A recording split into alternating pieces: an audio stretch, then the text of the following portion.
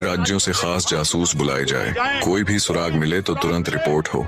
कुछ ही दिनों में पूरा शहर तेज नजर वाले जासूसों से भर गया। हर गली, हर मोड़, हर कब्रिस्तान सब उनकी निगरानी में था। लेकिन उन्हें क्या पता था, जिस अपराधी की उन्हें तलाश थी वो तो बहुत पहले ही इस राज्य की सीमा पार कर चुका था। कब्र खोदकर शहजादी की लाश बाहर निकालने वाला कोई और नहीं था, वही नवयुवक था जिसने एक दिन शहजादी के घमंड को तोड़ने की ठान ली थी। अंधेरी रात में उसने शहजादी के निर्जीव शरीर को अपने सफेद घोड़े पर रखा और तेजी से शहर की हदों से बाहर निकल गया। काफी दूरी तय करने के बाद वह बगदाद के बाहर पहुंचा, जहां झाड़ियों के पीछे उसने शहजादी के शव को छुपा दिया। कुछ देर बाद वह लौटा, एक बड़ा सा लकड़ी का संदूक लेकर।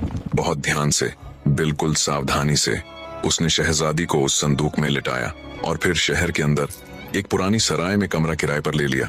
रात अब गहरी हो चुकी थी, सराय में हर कोई नींद की गिरफ्त में था।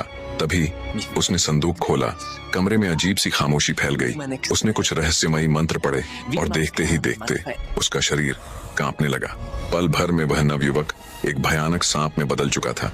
सांप बने उस नवयुवक ने शहजादी के जहर लगे जख्म पर अपना मुंह रखा और धीरे धीरे, बहुत धीरे पूरा जहर चूस लिया। कुछ ही पलों में वह फिर से इंसान बन गया। कमरे में सन्नाटा था। फिर शहजादी की उंगलियां हिलीं, उसकी सांस चलने लगी और उसके होंठों से एक धीमी दर्द भरी आह निकली। धीरे धीरे उसने आंखें खोलीं और उठकर बैठने की कोशिश की। पानी, मुझे पानी दो। नवयुवक ने बिना कुछ कहे उसे पानी दिया। पानी पीते ही उसकी सांसें संभलने लगीं और धीरे धीरे उसके होश लौटने लगे।